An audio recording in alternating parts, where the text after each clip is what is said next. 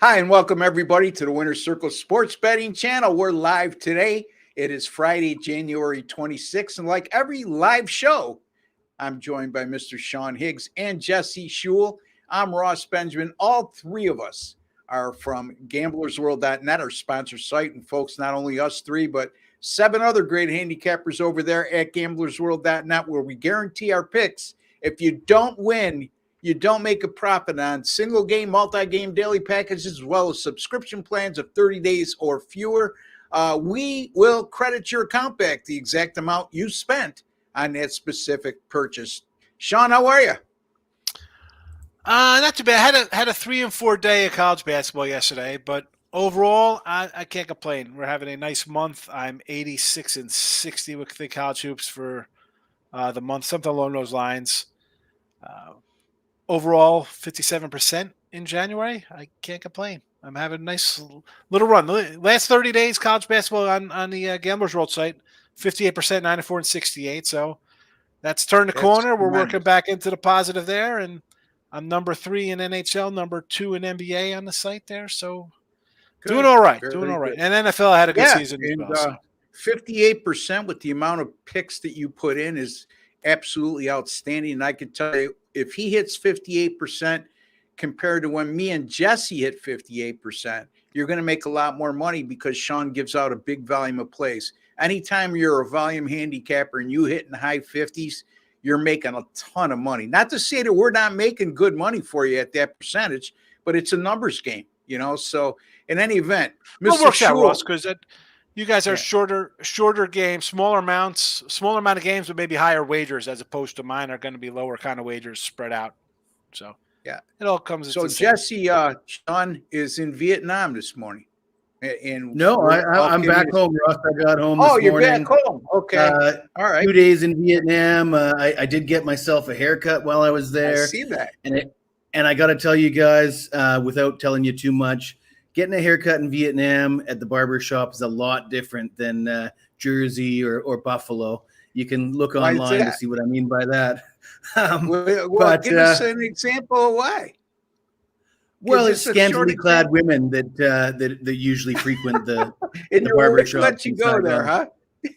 And your wife let you go there? I told her I need a haircut because I got to look good for the show with Ross and Sean, and she's buying it. So she's never turned on and see a old man and a fat bald guy. Don't send her a YouTube video showing what they do in Vietnam. Anyway, all right. But Jesse, if you don't know it, he resides in Thailand. And he is a Western Canadian native. He moved to Thailand years ago. He's got a beautiful wife and kids. And that's why we always joke with him. And he's a trooper, man. It's like, 1 a.m. in Thailand right now, somewhere around there? Oh, it's still early, Ross. We normally do this show at 3 a.m. my time. So, he can get a full night's sleep after this show. Yeah. He just stays up and he can sleep in till 9 tomorrow. Yep. I think I've been putting my picks in at 3 a.m. because they've been an absolute nightmare last weekend. Anyway, let's talk some NFL. Okay. And folks, chime in with your questions and comments. I know we have a time change here at 1 p.m. Eastern time. That's what we're going to be doing right through March Madness. So keep note of that.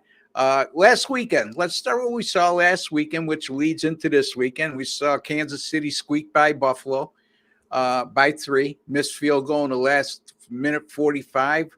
Buffalo had the ball for 37 minutes in that game, but at the end of the day, it's who scores more points. That's the way the NFL goes. In Kansas City, once again, they eliminated the Bills for the 3rd time in the last 4 years. And they also covered as a short underdog in that game by winning the game straight up. And then we saw the Detroit Lions advance to the NFC Championship game for the first time since 1991. A lot of exciting people in Motown right now. San Francisco 49ers barely escaped with a 3-point win. And then who am I missing, guys? Kansas City, Baltimore, who just, it was 10-10 at the half, but Baltimore clearly the better team. They showed their wares in the second half, winning the game 34-10. Again, I hear all this hype about the Lamar Jackson thing, and I know I'm going to get flack for this, but I really don't care. He had 150 yards passing, folks. Relax. It was a MVP type of performance. First of all, let me tell you something. He had 100 yards rushing, and I'm going to let these guys comment on it, whether they agree or don't agree. He had 100 yards rushing. For the life of me, I don't know what Houston was thinking defensively. Their defensive game plan, I mentioned this on the show with Paul Bovey the other day, was flawed. They were playing man-to-man defense and leaving no spy in the middle of the field. And out of that 100 yards, I would say that probably 80-plus yards came when there was nobody open and all the defensive backs had their back to the play because they're playing man-to-man, and he just took off down the middle, and he was untouched for 10 or 15 yards. So anyway, Sean, your take on what we saw. We'll start right there. And that's – yeah. Well, I mean, I thought the Ravens – I had a bunch of Lamar rushing props from over 60 all the way to 100 yards, from 2-1, 3-1, 4-1 to 630 at 100 yards because of that. Because the rushing defense, it wasn't all that great for Houston. And the fact, same with like Mahomes and Allen. These guys, there are design run plays, but when they get these huge chunk yards for 10 to 15, 20 yards, they're all based on cover. It's coverage rushing yards. The defense is doing their job because there's nobody open, except he gets around the edge. Yeah, but there's a gaping hole in the if middle. I can interject for 1 second, just so you could keep this in mind. What my point is, and I get what you're saying, and I agree with you, but how do you not leave a spy in the middle of the field playing man-to-man defense against Lamar Jackson? It's mind-boggling. Go ahead. No, yeah, no, I mean, for him or for Mahomes, same thing. They take off. Josh Allen's the same kind of guy.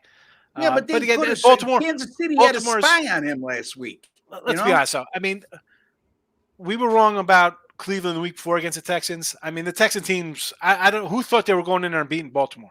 Yeah. Baltimore has been excellent all season long. Also, I mean, you lost to the Steelers at the last game of the year. Does that even count? I mean, they lost a crazy one in the Cleveland Browns. This is a really good team. Yeah, no doubt. There's nothing to say about it. They are the best team in the AFC. Now they have Kansas City, and Kansas City pulled it out. They almost gave the game away. Fumbled out of the end zone. They're going for touchdowns when they could have maybe went for shorter passes on second down and get a first down, Buffalo, to score a touchdown later in the drive. Buffalo, I don't know. I was all in on Buffalo. Tough loss there. Maybe you need a coaching change. I don't know. You just said, 3 of the last 4 years they've been eliminated. That's the mountain you got to get over. Yeah. So the Lions game, listen, I had a 7 and a 6.5 with Tampa Bay. What are you doing going for 2? Get to 7 first. If you want to go for 2 to win the game, I understand. Now you're chasing points. That's just Sean. Let me stop. This is the case. You right. Let me just interject right there. Hold on. I don't mean to interrupt, but I am going to look up a comment in the flack that I took and try to share it with the audience on the flack that I took from a couple of our subscribers for saying the exact same thing that you just did. Go ahead, my friend. I mean, listen, if you had the Lions -6, you're happy 6.5. I had 6.5 and 7, so I would have got a push. But that is whether I bet that's out or not. What are you doing? I don't understand that. How you're still down you still need a touchdown. Yeah, whatever that game. That's just bizarre from a coach in Todd Bowles who never takes any kind of risk. Sean, let me just ask you this. You go for 2 down 8 because you feel like you have a great play in your pocket that's going to be successful. You still got to score another touchdown, right? Well, they weren't down 8. They were down 14? Another touchdown, you're going to kick the extra point to go ahead 1. Why not make it a 7-point game and use that same play you're so confident in when you're down 1 instead of down 8? That's I don't go ahead, Ross. I'm like they were down. Last I checked, they were down 14 points and they're going for. I don't understand one bit. So if you're going to go for the win, now you can't even tie it if you want to tie it. God forbid there's a penalty and it pushes you back, and now your 2 is out at the 17-yard line instead of the 2-yard line. Whatever. Yeah. And then the we Niner did game. touch on this last week in last week's show, and I mentioned the Pittsburgh Steelers because they started the season a couple years ago when they moved the PAT back. They said, our analytics guys are telling us we're better off going for 2 every time we score a touchdown. Yeah. And they started the season doing that, lasted 2 or 3 weeks, and then they stopped doing it because they found that regardless of what the analytics tell you, I don't think you can just rely solely on analytics for anything. Whether you're trying to predict the outcome of a pandemic and you're using analytics, that hasn't proven to be very successful. Whether you're just gambling on against the spread sports, you need to incorporate other things than just analytics.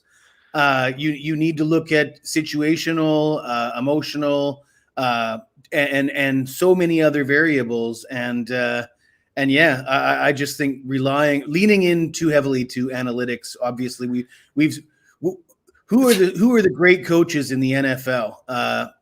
They're not solely leaning into analytics all the time. Walsh, those guys Schule, are the ones that are in the welfare line right now. Tom Landry, This is funny. You're just a dinosaur. Like, how is it profitable in the long run? Well, that's what I asked them. First of all, let me just interject what my reply was, that he needs to master the English language first before he starts criticizing me as being a dinosaur. First of all, when you say with all due respect, you're a dinosaur, that's contradictory, because that's not respectful. With all due respect, you're a dinosaur. Well, with all due respect, you're ugly. I mean, come on. All right. And secondly, you're going for 2 and that spot is profitable. My reply was, give me because when you're talking about profitability, Sean and Jesse, I'm assuming you're talking about sports betting. I'm assuming you're talking about how it affects the point spread by going for 2 when you're down 8. Now, if you're talking about to win the game, okay, give me a reason. Show me the analytics that show that it's smart going for 8. Going for it when you're down 8. I don't care what the analytics say. You know what the bottom line is, guys? Analytics doesn't account for emotion. It doesn't account for a person's mentality, a sports athlete's mentality. So my point goes hand in hand to what Sean is saying, is if you go for 2 down 8 and you miss, now you know you have to score, and then there's no assurance you're going to tie the game because you got to go for 2 again, and you failed on the last try. So if you're on the road, I get it. You want to go for the win. If it's less than a minute to go and you're limited on timeouts, and it's a matter of should we tie it or should we go for 2 and win it, then I get it. I almost get it, okay?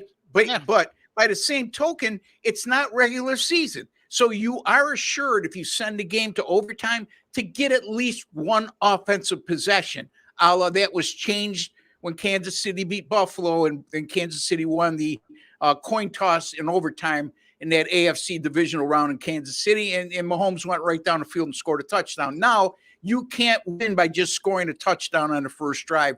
The other team has to be assured of 1 offensive possession, which is different than how they do it during the regular season action, because if you score a touchdown on the first drive, you are a winner. And if you kick a field goal, then the other team gets a opportunity. This particular instance in a postseason, TD or field goal, if you win the coin toss on that first drive, you still give the other team an opportunity. So there's a lot of things. Mentality, okay? How a player thinks after failing on that 2-point conversion, giving yourself an opportunity to win late with a 2-point conversion instead of trying to tie with a 2-point conversion, giving yourself an opportunity to kick 2 extra points and take it to overtime for the reasons I just elaborated on. You want to call me a dinosaur? All for it. My buddies here, they do it in play, okay? But, son, I don't know where you're coming from, but you didn't reply because you don't have a legitimate answer. Okay? That's the bottom line. And you know what? Analytics is great. I use it for my daily sports handicapping on a daily basis. I'm not married to it. And Jesse, to your point, the problem is these NFL teams are spending so much money on their analytics department that they're almost pressured to follow the analytics to a T. which could you see guy Belichick? I can guarantee you Belichick doesn't subscribe to that theory. And these older coaches don't. And are we stupid because we're older? And are you smarter because you're younger? There may be certain instances which that is true. Folks, when you're talking about sports handicapping, you can't replace experience. And you're only experienced is the reason why you could be experienced like us three guys is because you've been successful. Because if you're not successful, you don't last. That's the bottom line. Sean or Jesse, go ahead. Yeah, I mean, he calls you a dinosaur. Well, Brandon Staley is a young guy, leans heavily into analytics, and he's the laughingstock of the NFL. I'd be surprised if we ever hear his name again. Yeah, in you'll NFL hear his coaching name again. circles. He's going to be working in the analytics department for one of the NFL teams. That's where you're going to hear his name. I think he's going to be sweeping up toilets for for a college team somewhere myself. But and you look around the league, you see guys like Pete Carroll, Bill Belichick, Andy Reid. They're dinosaurs, but highly successful dinosaurs. And Andy Reid's still at the top of his game, and he's pretty old. I mean, all those guys. I'm not saying that Andy Reid and Bill Belichick don't take into account analytics now that they have that department in place in their front office. I'm not saying they ignore it completely. I'm not saying they don't look at that the majority of occasions when they have to make a decision. But in a playoff game with 7 minutes to go and down 8 and you're going for 2, you know what? It's a whole different decision than if it's a regular season game. Agree or not, Sean? Maybe still too painful to talk about, Ross, but it's quite possible that Andy Reid outcoached Sean McDermott last week. He definitely did. He definitely did. And I'll tell you specifically, Joe Brady, who's done a terrific job for Buffalo since taking over in Week 11, and has really reined Josh Allen in. I think that the problem, not only did Andy Reid outcoach him, but the adjustments that were made at halftime by Steve Spagnuolo, the defensive coordinator of Kansas City, I thought was a major difference, which allowed them to come back from a 4-point deficit and win that game.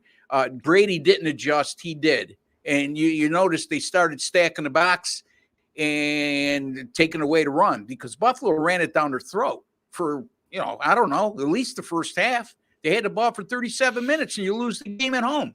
Anyway, Sean, any thoughts? I know it got a little emotional there, but, this is what I mean, folks. If you're going to criticize and then you're going to make a stupid, ignorant comment like, with all due respect, you're a dinosaur, just call me a dinosaur. Don't tell me with all due respect.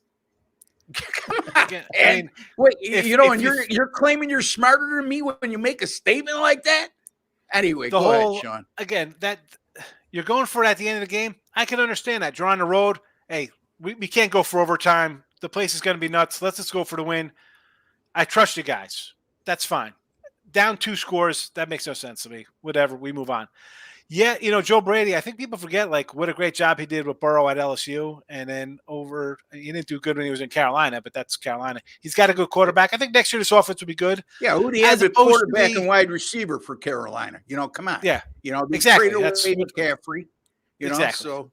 So what do you expect? Yeah. Here, though, as much as they didn't really adjust, I think it's also Andy Reid said, this Buffalo team's, defense was banged up. So there was advantages to take advantage. Go there because it sounds like an excuse. No, but that's where they're getting all the yards across the middle of the field. That's where their little weak spot was, and that's take advantage.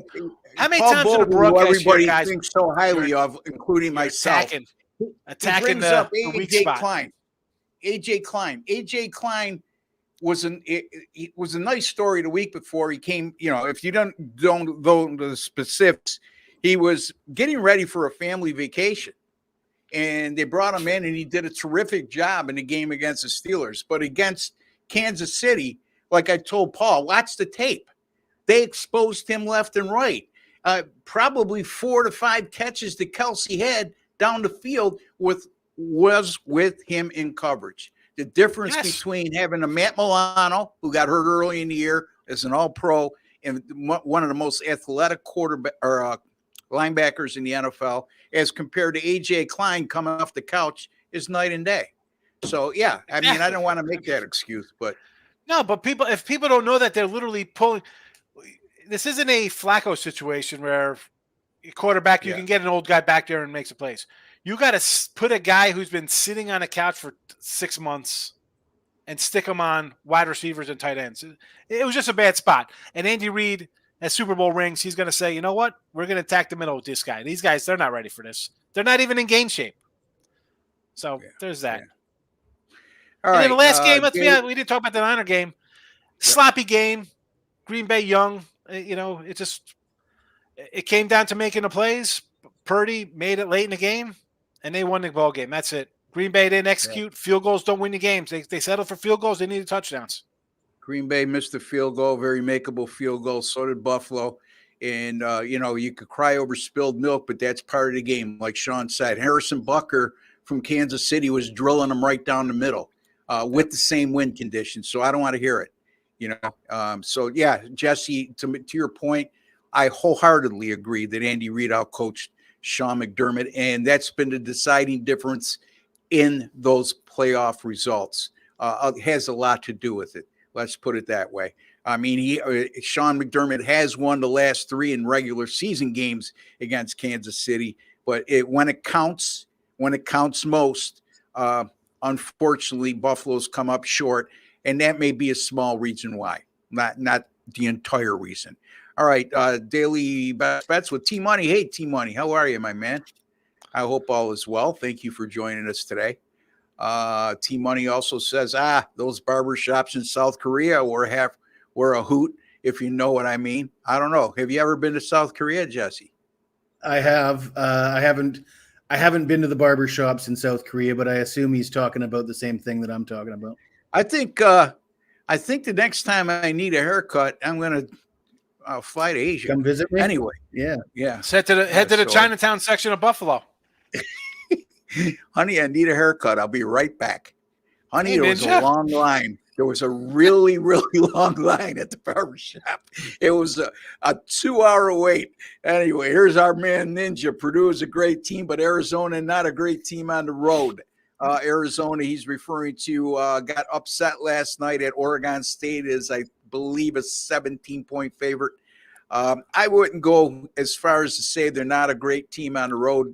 There's not a lot of great teams on the road. Let's say it. Let's put it that way. You're always vulnerable to being upset on the road. That was a bad loss, though. Anyway, guys, any thoughts? Well, I mean, 17-point favorite. You shouldn't be losing outright on the road. That's a bad one. My guy, I think T-Money had He had Arizona. He had this money lined. The dog.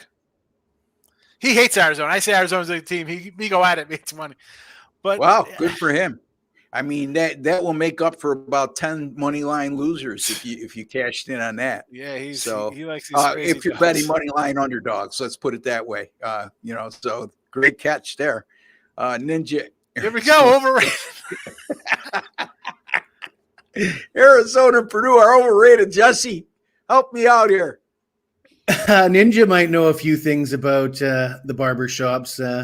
Unfortunately, I wasn't able to hook up with Ninja this time when I went to Ho Chi Minh City. He's not getting very good gambling tips there, I could tell you that. They're not overrated. They're just overranked, maybe. They're overpulled. I had Chiefs money line and plus 3 bases. Bills' poor defense. The Bills' defense is not poor. The Bills' defense has been playing very well up until that point. Their secondary got torched. You look at the yards that Patrick Mahomes had in the air. It wasn't a great passing day for him. He just had a couple chunk plays. That was the difference in the game. Secondly, you had one starting cornerback for Buffalo that was out in Christian Benford. You had another in Rasul Douglas that was playing at 50%. He barely could be getting around, but he took the field and tried to gut it out. But nowhere. Yeah. Don't go ahead. because you said before you don't want to make excuses for you're a Buffalo fan, so it's tough for you to talk No, about. but I'm you don't want to just seem biased towards it. talking poor defense. To Yeah. me, when you make a comment like that, it's a broader statement. You know, Yeah, what I but it mean? was Let's not causing forget the the two injuries. drops because if one of those balls were caught, Buffalo wins that game, right? And I think but, that's an underappreciated aspect of the game because people are like Josh Allen. I am Clearly Patrick Mahomes is better than Josh Allen. Well, we'd be saying the other thing if Diggs had caught that damn ball. The game was decided on those last two passes on third down and second and third down. I mean, they're going for huge chunk plays. Like if they want to leave time on the clock or not a lot of time, take 5 yards. Take 5 yards. You get a first down either way. You're in field goal range. You're moving the ball a little closer. As good a game as he had, Josh Allen, and he was in the playoffs. Didn't turn the ball over in the postseason. He made some bad decisions on those second and third down plays. Number one, Diggs was wide open on a shorter crossing route that would have gained him a first down and took time off the clock and made it a more desirable field goal position, even though I'm not going to make excuses over missing a 44-yard field goal when you're playing at home and you've been kicking in those win conditions for the last 4 years, meaning Tyler Bass. But it's not making excuses that Buffalo lost because they had injuries on defense. But when you make a broader statement and say they have a poor defense, that means to me that you made that pick based on the fact that Buffalo has a poor defense. And first of all, that's an absolute lie. And secondly, I've talked to him on, and I know Pound and Anthony. So we had talked, and he's like, "Oh man, they're so banged up." So it doesn't come across like that in the chat where he's making a statement. I know for a fact because we talked about the game. He's like, "I can't believe you like him with that defense." I'm like, "I know they're banged up. I just feel like they're home. This is a payback game for them losing in the playoffs every single. They could beat them in the regular season. Why not get them home in the playoffs? It's a good, What'd they give up? 361 yards.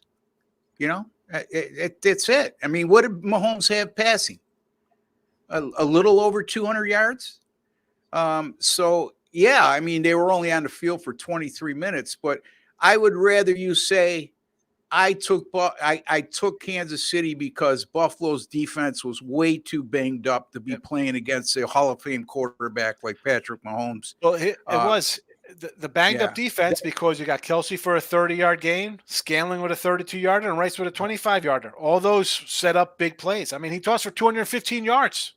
Yeah. Rasul Douglas, like I said, playing on half a leg. Christian Benford out. You lost Tre'Davious White, an all-pro cornerback, early in the year with an Achilles injury. You lost an all-pro middle or outside linebacker in Matt Milano, who would have been a huge difference against Kelsey as opposed to A.J. Klein. You lost Tyrell Dodson early in the year or early in the game. You lost your starting middle linebacker and signal caller Terrell Bernard last week, and he didn't play. So, I mean, if you make the comment that I took Kansas City because Buffalo's defense was very banged up, that's one thing. But I heard nothing but Buffalo's defense getting a lot of accolades leading up to last week's game and how their guys stepped in and did a good job. It just caught up to them. It was too much. Good job against Mason Rudolph is different than a good job against. Yeah, exactly. And still, Mason Rudolph had a decent game. You know what I mean? It wasn't his fault they lost. Pound sports betting sports cards. Start passing. I think he's saying passing. Started passing. All right. I clarify a little more, please. MVS, worst hands in the game. If Baltimore wins, then their defense will have Valdez, Scantling. Yeah. Okay. Well, he had a lucky catch there. Whatever. Baltimore's going to flip, man. Andy Reid needs to be in the discussion for greatest coach, especially if they win it all this year. I agree. He's definitely up there. He's up there right now, regardless of what happens this year. Yeah. But this is a team that if he goes all the way with this team this year and some of the vulnerabilities they've had, offensively specifically, I mean, how could you not include him in the discussion? Any thoughts, guys? I mean, Andy Reid off a bye week is one of the most played on advantages that sports bettors like to talk about. Even if they don't get to the Super Bowl, though, Jess. I mean, 6 straight championship games. I mean, you lost to Brady. You're going to lose here to a team that Baltimore could easily win the Super Bowl. I mean, and you've had a banged up offense, and by banged up I mean it has not been clicking the entire season, and it's still not. He might have to win this year to pass Belichick, though. Like right now, I would put Belichick at 1 and I don't think at 2. I think this team is still good enough to get back in next year. One of the greatest coaches of all time. One of the greatest coaches. One of the greatest. Yeah. Yeah. But I mean, not the greatest coach of all time. I assume he was sort of saying he greatest. Could be in the running. He did say greatest coach. You're right. No, greatest coach is a little bit of a stretch at this point. One of the greatest coaches, plural, of all time. What's he have? 2 rings? Yes. And he got to the Super Bowl. He lost the Super Bowl with Kansas City. He lost the Super Bowl with Philly. So he's been to 4 Super Bowls. Anytime a coach, that's a pretty good resume. That's a couple. He's been in a couple championship games with both clubs. I mean, yeah. St. Mary's defense is something else. The Pacific's so pathetic on offense. They only put up. It's a combination of both, Ninja. If you look at Pacific, they're terrible.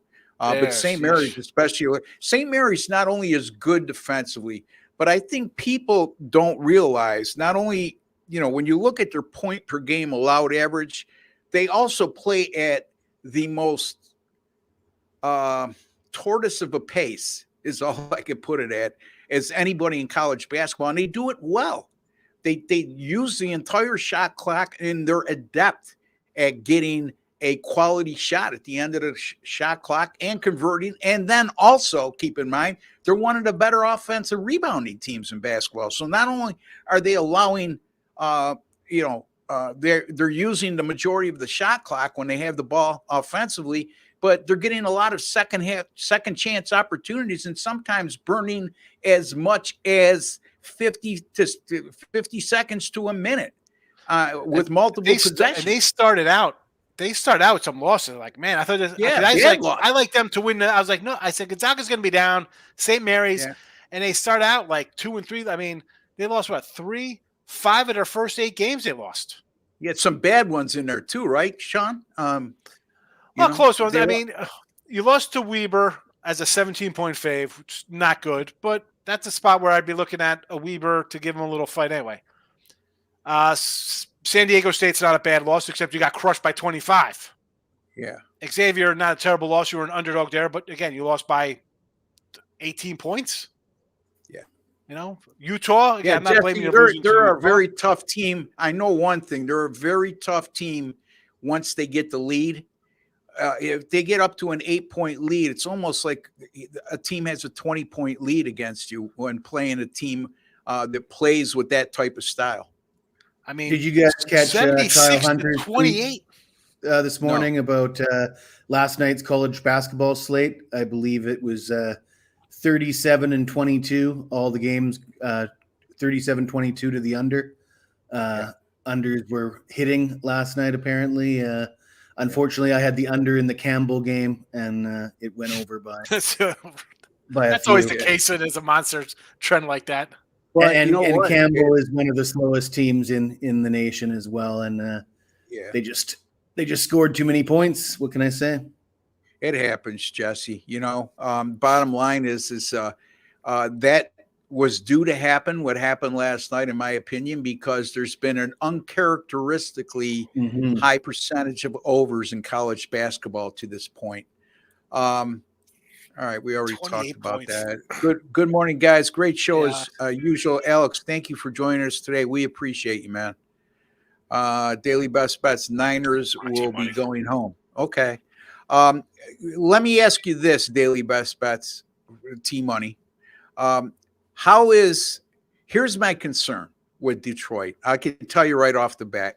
Detroit has allowed 319 yards or more passing in their last 5 games. They've won 4 of those 5. And as one of the comments on our archive video the other day told me, no, they won all 5. And I says, no, they won 4 or 5. They lost to Dallas. No, they won that Dallas game. 68% of the country agrees with me. They won that game. I said, well, I'm in a results business. Okay. I deal with facts and not what ifs, could haves, and should haves. So they lost that game. Did they get screwed on that call? Yes. Okay. At the end of the day, that concerns me. And the reason why they've won 4 of those 5 games, if you look into it deeper, is they were a +8, I believe, turnover differential. You can't keep living and dying by that formula. Okay. Yes, your offense is moving the ball. Sooner or later, you got to stop somebody. Now, they've been great in the running game. Part of it is they've been great in the running game all year long. The other part of it is teams go pass happy against them because, as I alluded to with one of the Buffalo cornerbacks that I don't want to bring up his name, because their secondary can't cover a 4-foot wall with 2 gallons of paint. Okay. So, again, you guys' thoughts in that regard?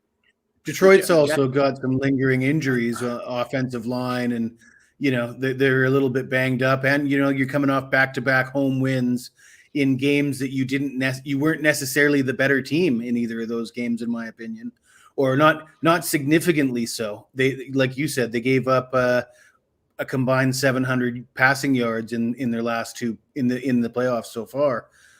Recipe for disaster. My opinion on this game is you got a high total over 50. You got a Detroit team that gives up a ton of yards in the air. You could expose this in the player prop market because I've looked at the prices on some of the and I think yardage is the best way to go here. The anytime touchdown market. I know Sean gave out Kittle on his show this morning for the anytime touchdown. I personally like Kittle's yardage because McCaffrey snags so many of those touchdowns and he's overpriced. But as far as the yardage goes, especially with Debo being banged up, you'd think that opens up more usage for Kittle, and his yards total at 61.5 seemed pretty darn low. That's basically that's basically what he averages. And now you got a home game with a total in the 50s, and you got a Detroit team that gives up a ton of yardage, and you're only asked to cover his season average. That looks like an advantageous play to me. Yeah, and Sean, here we go. 319 yards allowed to Tampa Bay passing, all passing yards. 357 to the Rams, 359 to Minnesota and a backup quarterback, 323 to Dallas, and 373 again to Minnesota and a backup quarterback. I stand corrected. Over those 5 games, they went 4-1, even though they gave up all those yards. They were +7, not +8 in turnover differential. They have moved the ball. And again, when you look at their defensive rushing numbers, they've allowed 89 yards or less in each of the last 6 games. But, I look at the average rush. I mean, the last 3 games, 22 for 89, 17 for 68, 15 for 89. It's not like they're stopping teams cold.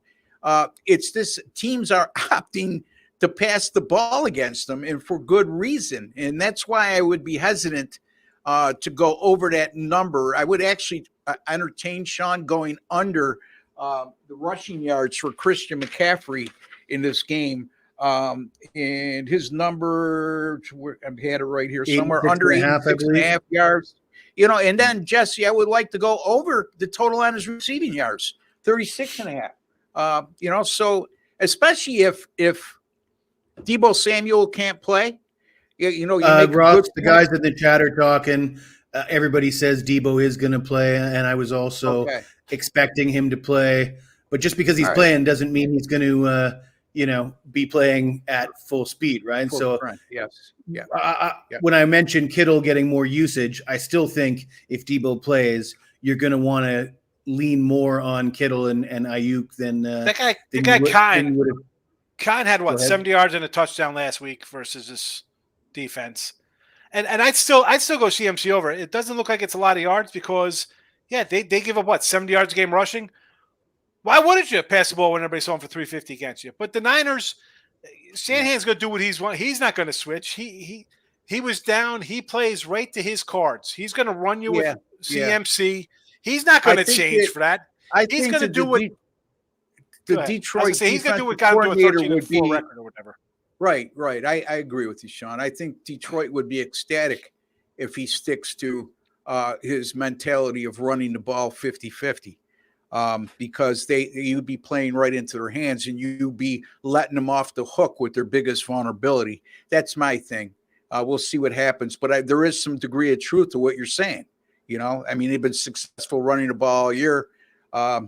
He's not going to steer away just because we're looking at what the statistics we're looking at. Yeah. It depends on what he sees on film too. Brock Purdy, he's not switching his game up. We know this about this guy. Hi, we're up 28-3 in the Super Bowl. We're going to do what we got to do and lose. Hi, we're up 10 points against Kansas City in the Super Bowl in the fourth quarter. We're going to do what we got to do and lose. Hi, we're beating the Rams on the road in the fourth quarter of the NFC Championship games. We're going to do what we're going to do, and we're going to lose. He will do what he's going to do, run CMC, run sweeps with Samuel, throw a couple over the middle. He's going to do what he does. And the fact that now this line's 7.5 too to boot. So that's what the bookmakers think of Detroit. The world loves Detroit since August. Everybody was on Detroit. It's a great story, right? It's a honeymoon story. The line was 6, 6.5, 7, 7.5. The Raven line's up to 4 in some spots now. People thought it was going to go down. No. Yeah. No. So and also everybody saw last week. Oh, Purdy stinks. He can't play. Come on. Well, what about Brock, Jesse? What about Brock Purdy over 279.5 yards passing? Based on that plays right in. Ross, a couple years ago, it was Atlanta and Green Bay in the NFC Championship game, and that was I believe it's still the highest recorded total in playoff history. I think the total was something like 59.5 for that game. And I wrote an article on my own site suggesting that you just stack yardage totals, anytime touchdown scores for both teams, because with a total sitting at 59.5, and if the bookmakers aren't adjusting the prices and if what I saw for that game and what I was writing about in that case was you got a total of 59.5, you got all these projected points and all the yardage totals and anytime touchdown score are priced on season averages. So they're saying this guy averages 70 yards a game, so we're going to project him to go over or under 70 yards. But if you got a game with a total of 59.5, you can't get to that 59.5 if everybody just does what they average. They have to exceed their averages. Somebody somewhere has to exceed their averages to get you to that high number. And 51 or 52 isn't in that neighborhood of 59.5, but the same principle applies. It's still a high total for a playoff game, and it's higher than you normally see in a San Francisco home game. Somebody mentioned the weather. I think it was Alex Vale mentioned it's going to be beautiful weather in Santa Clara. Yes. I think there's every reason to expect. Put it this way: if this game goes under, it might look like the Packers Niners game where they were moving the ball, and I had a big play on the under. I know Sean had it. I don't know if you had it, Ross, but we were kind of fortunate that game went under. I expect there to be a lot of yardage to be had for both teams in this game. Yeah, and to your point, Jesse, Brock Purdy averages 266.6 yards passing per start. His number in this game is 279 and change. I will tell you, according to what Paul Bowie told me on Tuesday, he's very sharp with these types of things. He got it at 271 as soon as it came out, and it's gone to 279. So again, you could get 279.5 at odds of -115. So I would really take a hard look at that. I would have liked it more at 271 at its opening number as opposed to 279. All right, so what do we miss here? Let's get to some of the comments, and what do we got here? Lions on the road is my concern. Two different Lions teams, road Lions. Yeah. The old saying is they're lions at home and pussycats on the road. Any thoughts, Sean? Well, I mean, I saw them lose at the Bears. I saw them lose at the Ravens. I saw them win 20-6 at Tampa Bay. I mean, and I got Goff. Goff's played this team before, so it's not like the Niners are in for a surprise. They know what they're getting into with this guy. I don't like the Lions, so I think the Niners are winning, but I think it's. And don't forget, when Jared Goff was with the Rams, Shanahan in San Francisco really had his number. I mean, he only won one game against the Rams, and it was a timely one because he won in the NFC Championship game. But I think he went 0-6 against the 49ers in his career with the Rams in regular season action. So something to keep in mind. Jesse, any thoughts here? Yeah, I'm just laughing at the comment section, Ross, and I can't wait until you get to the comment for this guy, Carmano, because you're gonna lose it. You're gonna lose your shit, I think. All right, we'll get to that eventually. Let me let my. Oh, it said he was banned from the comment section. It says that. Where is he here? It's gone. Let me see if I can find. It's gone now. They removed Did it. somebody ban him? Okay. Yeah, Well, he called us all clowns and jokers and everything, and said we couldn't hit a pick to save our lives. I just got to laugh at that, like. I mean, yeah. What do you say, Ross? Numbers don't lie, liars don't figure. All our picks are documented all over the internet. If we couldn't hit a pick to save our lives, we wouldn't be here. Are, number one, envious people. Number two, texting tough guys. Number three, somebody who's lost sports betting all their life, specifically recently, and doesn't believe there's anybody out there that actually makes money doing this. So that's what I attribute it to. And like I said, Jesse, in terms of banning comments on our site, you could see why I might have banned this guy, because he didn't stick to substance. He reverted to name calling and insulting as part of his comments after being warned not once but twice. So there you have it. Ross, if you go to Asia, you won't want to come back. It's a good time. Well, that's what Jesse tells me. If I go to Asia, I'm going to take Sean with me, So the funny thing is that on Wednesday we did the show. I think I said I took Northwestern. I had Northwestern Illinois. Yeah. Right? Or did you have Illinois? I had Northwestern. They won outright as a 5-point dog. Yep. I don't know. It was a good one. And I think we talked about the Auburn game. I'm like, I like the over in that. Or no, the first half. What do we say in that game? Something like, who did you have in that game? I had Auburn in the first half. I missed badly on that one. Yeah. I haven't had a good week with the free picks on the show. Yesterday I had over 142.5, and it was 141. And they didn't score in the last minute and 23. How do you come in after a win and say we don't know what we're doing?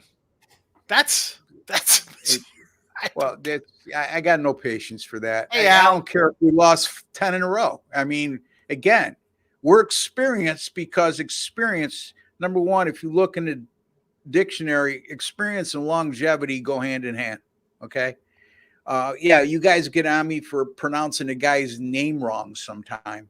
Well, know the definition of what you're actually, of the words that you're using. So experience, longevity, you only last a long time in any business because you've ultimately been successful at some point and taken off and proved yourself. And in this day and age, we're not only successful and proved ourselves, our results are documented, okay, independently. We're not coming in and telling you we're 17-2 and we're, how do we know that? Because I said so. No, we don't do that. So come on, guys. Mar, I like that under, Al. Or excuse me, Al had that. I'm sorry. Yeah, the Marist and Niagara game. You like the under? Well, it was 134.5. Man, I'm glad you chimed in. So it's on the way down. So yeah. So any thoughts, Jesse? I have no thoughts. Again, we're not giving out free picks today. And if I liked it enough, it would have been on my premium card. It's not. Jesse, any thoughts? I got no love for the AA MAC this year. FanDuel's got this at one AA MAC. Yeah, it's very unpredictable. You know what I don't like about the AA MAC, Ross, is it seems like home court advantage is meaningless in this conference. No, it is. It is. Have you guys noticed that? Yep. So, and Ross, yeah, we got that. Hey, guys. Mar, how are you, my man? Good to see you. Chillis. Mar also says, let's go 49ers. Yes. Sean, laugh out loud. You know, I was fading Arizona. I know. Oh, that's T Money. Yeah. That's T Good Money. for Can't you, stand T Money. Arizona. That's a nice catch, man. It's a nice catch. Buffalo on the couch with Miami. Okay. What's your point? No, I What's think your Seth, he's coming in making digs at the Buffalo because he was like Kansas City Yeah, last that's week. okay. And they got every right to, you know what I mean? Did I miss the NFL talking NCAA basketball? You missed it at the beginning of the show, David, but if you have a specific question you would like to ask us, or you have a comment in terms of the two matchups this weekend or what you saw last weekend, chime in and we'll reply. So, button before hit them. All right. Ninja, you want to be the producer? I mean, again, I thought you hit the like button. Yeah, curious to how you all have been performing in regards to Pac-12 college basketball. Seems to have been unplayable thus far. I haven't done a lot with the Pac-12, and I really don't break it down to specific conferences when it comes to records. So I'd be lying if I say I did. So, guys, you want to comment on this? Yeah, I had a tough loss in the Pac-12 the other day. I had the Washington Huskies, and I got a great line, plus 3.5 at home against Colorado. It looked like a great spot. It looked like I said to myself, this game should be a pick'em, and they're giving me the home dog plus 3.5. And I think I sent a message to Sean saying, what's up with this line? And I could just see like a little Ross on my shoulder going, Jesse, the bookmaker is trying to tell you something. Jesse, I text back to you. I said, this line was 1.5. I just did the show for late night Monday. I said it was 1.5. Now it's 3. I'm like, what is that about? You said there's an injury. I said, I don't see anything. But I know. But I guess the bookmakers were trying to tell me something, and I was getting greedy and not listening. And it was a. But you know what though? I'd rather. I was going to take him at 1.5. So if I was getting a 3, I would go down with a better number anyway. So I mean, it looked like a good spot. Washington has a good home court advantage. Yes, and I think Colorado just shot out the lights in that game. And I know what really was a dagger for me was Washington made a run at just before halftime to close the gap to single digits. And then they hit a late 3 with like 6 seconds left. And now they're only down by like 7 or something. And then Colorado hits a buzzer beater 3 at the halftime to, really just dagger it. And you knew it was over at that point. Until they had some injuries early on, Jesse, Colorado was a top 25 team. And I could tell you one thing about the Pac-12 in reference to Washington. I am not a Mike Hopkins guy. I think he's a great recruiter, but in terms of X's and O's and adjustments on the floor during games, I think he lacks considerably. Allen isn't in Mahomes' league. He's good. Heck, he's very good, but not him. Yeah, I mean, I agree. I don't know if he's not in the same league, but there's no case that I can make to say that like I've said this numerous times, Daily Best or T Money, through the course of the year, that everybody's criticizing Josh Allen when he was turning the ball over. I said that if Buffalo released Josh Allen tomorrow, there would be 30 other teams that would be on the phone immediately trying to acquire his services. The only one that wouldn't be was obviously Buffalo because they just let him go, and Kansas City because Patrick Mahomes is the only one I would take over him right now. And again, I'm going to catch some flack. I like Lamar Jackson. He's a very good quarterback.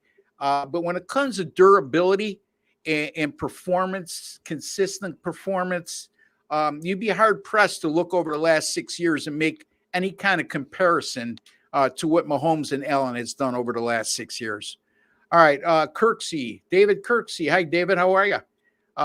Thanks for joining us. Reed giving the ball to Hardiman on the goal line sweep only to fumble was a bad call, especially since McCole fumbled earlier and has a history of buttery fingers. Yeah, I mean, and also keep in mind that Travis Kelce missed the block that he normally doesn't miss, or he would have walked into the end zone. And give credit to Jordan Poyer, it was Jordan Poyer who made a terrific play, punching the ball out. So, yeah, I mean, there's a lot that goes into a play call. It was the right play call. maybe not the right guy. McDermott going for it on fourth down, tied at home with plenty of time left, and giving KC the ball in a great position was dumb. Agreed. Okay, Sean. But here's the thing: it goes back to the plays before. If they just, you're going for it either way. Good. Take chunk yardage. Maybe get a first down out of something else to get closer to the end zone. What do you know? No, he's talking about when they instead the fake punt. He's talking about. Oh, the fake punt one. I got that one. Yeah. Well, yeah, I don't mind the play call. Because I do mind the play call because there was a rush up to what is that? How? Yeah. That's the play call you have for a fake punt. Yeah, they had no chance for success. No, and I miss the old days when Danny White, your quarterback, was your punter. I wish Dallas should have ran a fake punt. Imagine your quarterback, your starting quarterback, being your punter in today's NFL. How many fake punts there'd be? I don't know. Danny White was their starting punter. I don't know if you guys saw this, but there was a video of one of Kansas City's defensive backs going off the field and yelling to his special teams, "Watch for the fake punt right." So he knew. I don't know how he would have had an indicator of that leaving the field and him not even being part of the special teams unit. Secondly, I haven't verified this, but there's reports that Kansas City only had 10 men on the field. But according to Sean McDermott, that was didn't come into play. They didn't audible. That was a play call. Okay. Thirdly, the people who say, well, why don't you just bring Josh Allen out there and go for it? Well, the bottom line is you're not going to do that on 4th and 3 from your own 28. And you also take out the element of surprise because they know what you're going to do as opposed to the fake punt play. I didn't have a problem with it, honestly. I really didn't have a problem with it because. Is there audio of the Kansas City guy saying, "Watch fake punt right"? Yeah. I saw it yesterday. Wouldn't that prompt you to call a timeout and maybe reconsider? Well, no, that's probably after the fact. Obviously, they didn't hear that, Jess. He's on the Kansas City sideline. Jess, who's the ref going to run over? Hold on a second. Let me go tell Buffalo. You got a fake punt coming. As he's running off the field, he's probably maybe 5 yards from the sideline, Jesse, and he's saying that to his guys coming on the field. So with that crowd noise and everything going on, you're not going to hear something like that. You're off the sideline. You're a nervous wreck as a special teams player coming on with a fake punt call as it is. I didn't think it was. But to call a fake punt at that point in the game, on that point of the field, you got to have something better than that drawn up, something more elaborate, something. Obviously, they felt they saw something. According to him, they saw something on tape. In the special teams that they thought was going to work, obviously. In terms of going for it with Allen, you take the whole element of surprise out of it because Josh Allen's either going to run or pass. You don't see Buffalo hasn't faked the punt all year. Okay. So, the element of surprise was there. It just wasn't executed well. And quite frankly, Jesse, at that point, Kansas City hadn't been stopped. They scored on every possession. Minus the kneel down at the end of the half. And in one time they had to punt. One punt they had to that point. Buffalo wasn't showing the ability to stop them. So that came into play too. And I could tell you, I can count on, I would venture to say since Sean McDermott's been there in 2017, counting that play, they may have faked the punt 3 times in the course of his regime. So that was highly unusual, and he must have felt that he had something there. Bill lost the game, in my opinion, based on stopping running the ball in the fourth quarter when the whole game they ran all over. They made an adjustment, Pounded Sports. And you look at the fourth quarter specifically, they were getting stuffed at the line of scrimmage. So there's some credence to what you're saying there, but again, I would challenge you to look at the tape in the fourth quarter and late third quarter when they tried running the ball. Kansas City had made the proper adjustment at that time. I still think people are writing off those 2 key drops as well. You got 2 potential game-changing plays. Both should have been caught. One of those balls is caught, and it changes the entire game. Yeah, I saw a quote before from Seth still says like that the Bills gave up 27 points in 23 minutes. Why are we saying the Bills defense is good? We're not saying the Bills defense was good. We're saying the Bills defense was a problem. We didn't say it was good anywhere. When the Bills defense had been at full strength, and if you looked at the defensive numbers leading up to that game, with the offense they have at their disposal, the Bills defense was good. And when I say good, it's not having a Carolina offense good, where they need to stop people cold. But if you look at their point per game allowed during the course of the season, they're right in the top 5. If you look at their yards per game allowed, they're right in the top 5. You look at their sacks for the entire year, they're right there in the top 5. So they're not a bad defense. They're not a great defense either. And again, I just thoroughly believe, without making excuses, that, you lost your starting middle linebacker and you lost your outside linebacker. Milano, okay, he's been gone for quite a long time. They still they still played well with him. They finished the game with a rookie, Dorian Williams, out of Tulane, a 3rd-round draft choice, and a guy who was on the couch waiting to go to Key West on vacation 2 weeks ago and had to call it off when he got the call on A.J. Klein. So, no, you're not a good defense if that's how you're lining up. Chiefs are to the Ravens what the Bills were to the Chiefs last week. Chiefs are to the Ravens. You might be talking about all the injuries. You had a ton of defensive guys coming off for Kansas City, and their defense appears to be pretty banged up heading into this game against Baltimore. I said, I'm trying to figure that out, because the Chiefs have won 4 of the last 5, and even or are they? Yeah, I mean, or are they alluding to Baltimore has their number? And I don't think that's the case. But they don't. No, I think he's talking about the gutted defense. You're coming in, you got a banged up defense, just like the Bills were last week. The reason I'm assuming that's what he's thinking is because that's what I was thinking heading into this matchup. Is the Chiefs' defense is going to be a shell of themselves in this. All right, guys, we got about 10 minutes to play with here. Okay, so get in your questions and comments, and time permitting, we'll get to each one of you. How many passing yards did Josh Allen have? Did he get 200 yards passing? I believe he did. I'll look that up. But 186. 186. Yeah, they had 167 running, I think, in that game. 72 from Josh Allen and 2 touchdowns. Yeah, 12 carries. Yeah. And how much? What did he have rushing? 72 yards and 2 touchdowns. Yeah. So, and then he also had a passing touchdown. I know he threw at least one to Shakir. Yeah, he threw one to Shakir. So they accounted for 3 touchdowns. By the way, folks, he accounted for 50 touchdowns rushing and passing this year. And if you compare that to any other starting quarterback in the league, nobody's a close second. He set a lot of records.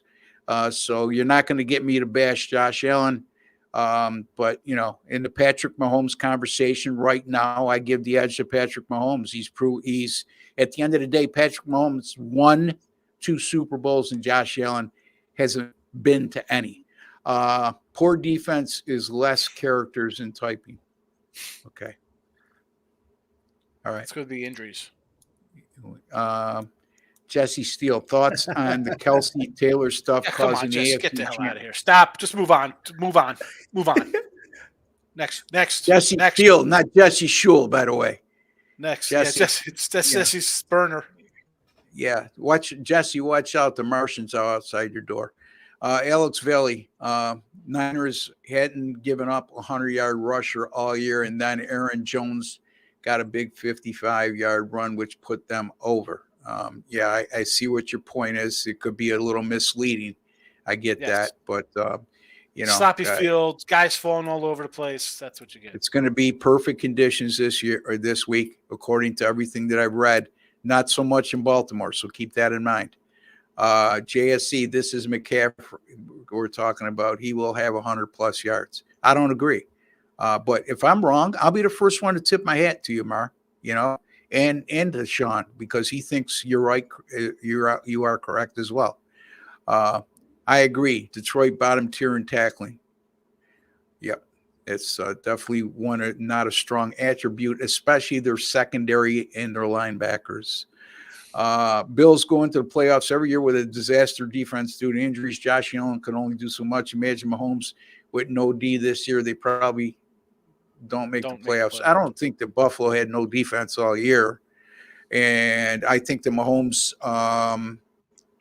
again, if anybody could overcome that, it's those two guys. That's all I'll say. Still keep on losing. Lamar's still keep on losing. What a name that is, huh? Lamar injury's been from illegal hits low after the pass. Go look.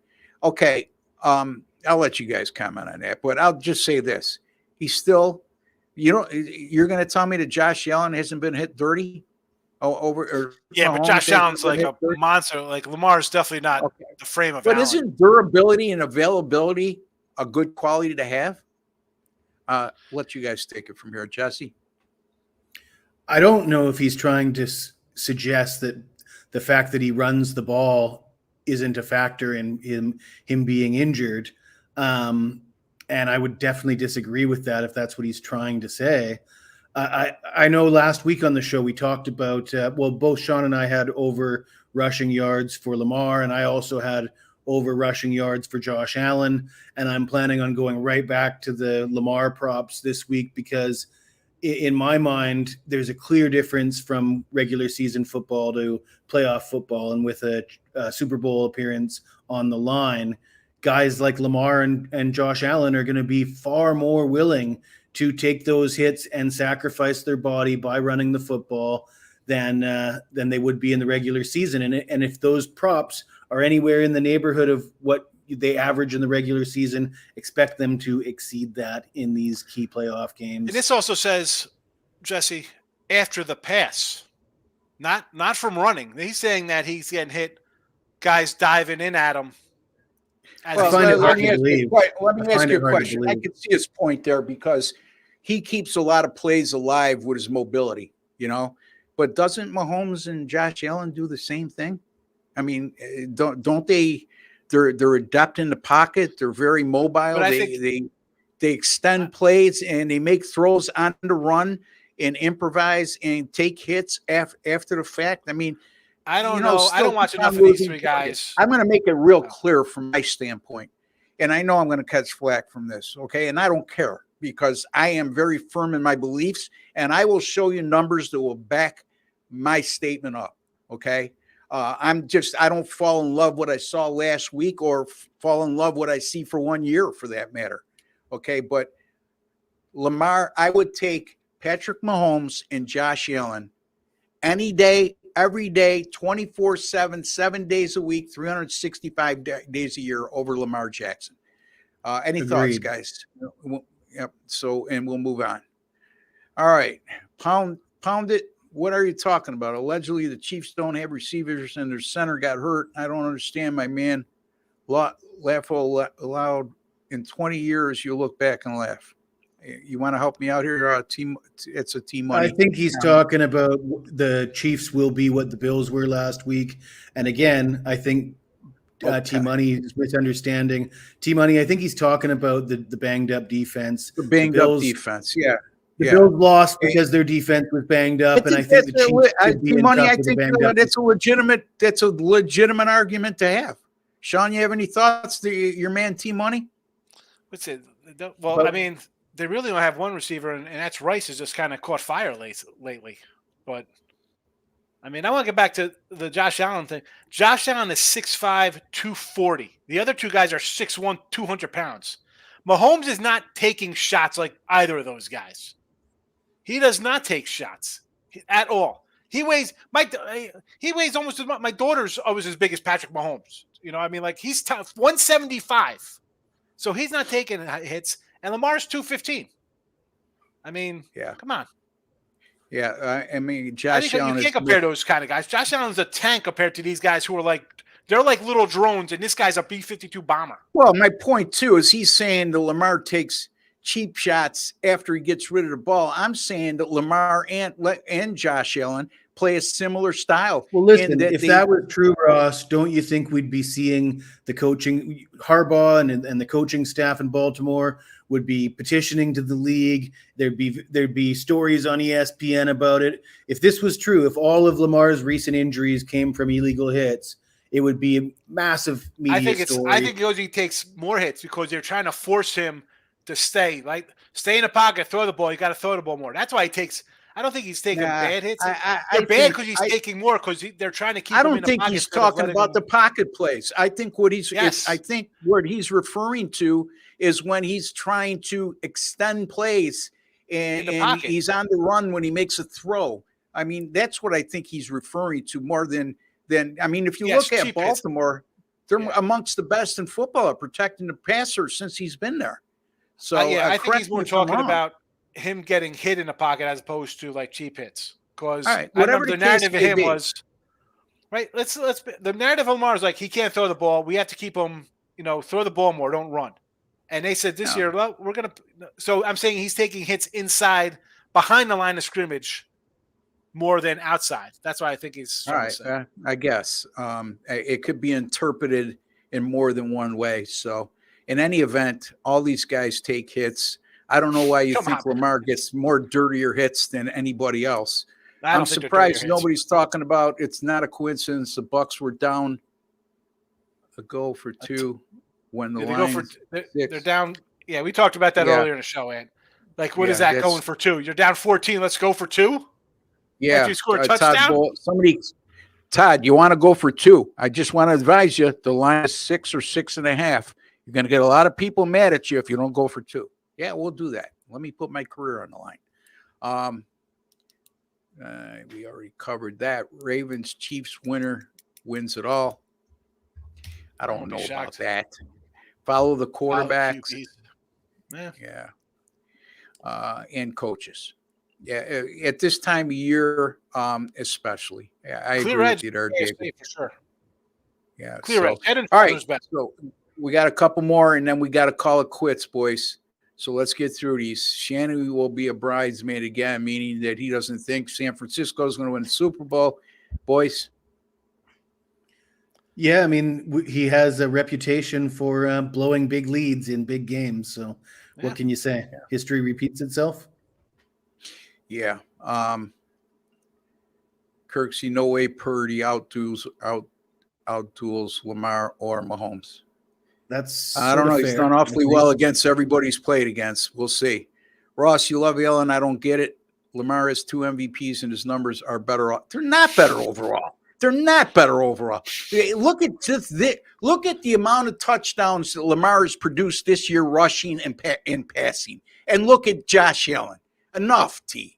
I'm sorry. And then he's won 1 MVP so far. He hasn't won that second one yet. Okay, probably will. And I think what's Baltimore's record with their second and third string quarterbacks, and how would the Bills do without Josh Allen? Okay, same thing. Okay, so here we go. All right, system and D will allow him to outplay robot arm Goff. Yeah, I agree. I mean, and plus what I said that Shanahan. Purdy threw 31 touchdowns this year. He threw 31 touchdown passes. Yeah, and I didn't think his average per start at 266 yards passing per start was that high. I thought it was more in the 240, 250 range, but he's had a great year. I mean, look, I could tell you this, and I don't want this to be a slight on Brock Purdy because I think the kid is terrific. His story is great. But I would say if you put a guy like Kirk Cousins, I can name 4 or 5 starters in the NFL without Allen, without Mahomes, and without Lamar Jackson being included. I can name 4 or 5 other starters if you put them in the San Francisco system, I think would thrive. That's the only, I don't know how good Brock Purdy would be outside of that system. I think he's a great system quarterback. And just because you're a system quarterback, you still have to execute at a high level. And he does. And he's very intelligent. So I love Allen too. Allen better arm than Lamar. Lamar much faster. I agree with all of that. Lamar has better locker room coach leadership. And I do agree with that. Locker room, coach leadership, yes. Locker room, that's to me a little bit debatable, but all good points, David. All right, so guys, we got to wrap it up here. Sean, tell the folks a little bit about what you have coming on, coming up this weekend. Championship Sunday going on, of course, and college hoops about to crack into 947 games for tomorrow, or how many? A whole lot. My head's already starting to hurt from just staring at the screen for the last 4 hours. So it should be a fun weekend of college basketball. But everybody loves the NFL first, so it's NFL, and then everything will slide in after that. And then hopefully we'll do some Major League Baseball futures next week. That'll really get the views up. Start talking about Kansas City Royals team total over. Go get it. Nobody's ready for that kind of talk yet in January. You can find that on Sean's show, which is a great show. Sean does a daily show, does a nightly show too. So, Sean, you want to plug that real quick before? Yeah, I do the midday money show. It's 12 noon Eastern, and it's also the late night money show at midnight. You can check that out. You can find it on my Sean Higgs YouTube channel. Like, got on the Win a Free Pick page. Either one, come. Sean Higgs channel is a little more fun. I'm going to different things on the Sean Higgs channel. If you like, if you like my 80s references, you'll enjoy my Sean Higgs channel. If people don't start treating Sean right, the powers to be, he's going to be with us instead of you. Let me tell you that. He's going to be doing his show on this network and not yours. Jesse, tell the folks what you got going on. Well, there was that guy that came into the chat and said that these clowns can't pick a winner to save their own lives. How about a winning streak for the last 365 days? Because generally clowns that can't win don't talk about 365-day long winning streaks. Top plays as per my record at Sports Capping, 108 and 66. That's 62%. That's all my top plays with all sports for 24,000 units. 62% is a pretty decent percentage over a couple hundred plays and 365 days. I would say so. Consistency. I believe I'm hitting around 60% in the new year in 2024. If it's under 60%, it's not by much. Overall, I have some rough days. I don't win every prediction I make, but none of us do. Certainly more winners than losers, and absolutely. That's why I'm still here. That's why Ross hasn't fired me yet. No, well, that's why we're all still here, Jesse. You know what I mean? So that's why Jesse hasn't been replaced with the Ninja with his overrated Purdue and Arizona book. It would have to take extenuating circumstances to fire anybody I have on this channel right now, because my guys are great. They're loyal, they're reliable, and they're good. That's the bottom line. They're good. They pick a lot more, like Jesse said, a lot more winners than losers. Here you go, Jesse. He said top plays 62%, $5 bets. What are you talking about, Gene? What are you talking about? Gene. Gene's you back. are. Let me just say this. I don't know if morons in the dictionary, but if it is, your picture's next to it. Okay. You could find me over at gamblersworld.net, and there my NBA sides.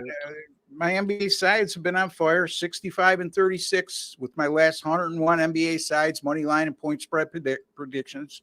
64%, by the way, my NBA money line predictions and plays and bets, 39 and 14 with my last 53. And no, folks, I don't give out anything more than $1.40 favorite. You don't need me for that. My college basketball totals on a nice 51 and 28 run, which is good for 65%. Went 2-1 yesterday. I got 2 NBA and a college basketball 10-star top play total, 4-unit top play total up right now. All right, and there you have it. You can find all of us at gamblersworld.net, where we guarantee all our picks. If you don't win, you don't make a profit on your single game, multi-game daily packages and subscription plans of 30 days or fewer, we will refund you your exact amount of your purchase price on that specific package. Also, if you have not subscribed to our YouTube channel, I don't know what you're waiting for. All of you chiming in today, I'm sure you're all subscribed, but for those out there that are new, it costs you absolutely nothing, folks. There's no strings attached. There's no hidden agenda. And take one step further. If you're new and if you're already a subscriber, which we appreciate each and every one of you. As of yesterday, when I checked, 470 new subscribers over the last 28 days. We like to thank all of you for doing that. But if you have subscribed already, and if you're new, take one extra step further, go into your YouTube settings and just click on that alert notification bell. It takes you all of 10 seconds to do that. It's a one-time thing. And why I want to do that is because you'll be notified upon us publishing any of our podcasts here on our great channel. There's 6 per week. And we only do 1 live, so the rest are all taped, and we usually get them out by about noon Eastern time each day. But when they come out, instead of you having to come back and forth to the site all the time, why don't you want to make your life easier and get notified? Jesse, there's a like button right underneath. Smash the like button. Or smash that like button, folks. It's just a small token of your appreciation for the time, work, and effort we put in to giving you a quality podcast. And our theme has always been and will continue to be going forward. We want to make you a smarter sports bettor today than you were yesterday. These guys will be back with me on Tuesday. I'll be back on Monday with Doug Upstone. Another big week ahead. Super Bowl coming up in a couple weeks, and on Monday we'll bring you up to speed on what we've planned to do in terms of coverage on the Super Bowl. Until then, for Jesse Schule, Sean Higgs, Ross Benjamin, our owner, Mr. Jim Quinn, our producer, Seth, who's my man, we'd like to thank each and every one of you. Take care and God bless, folks.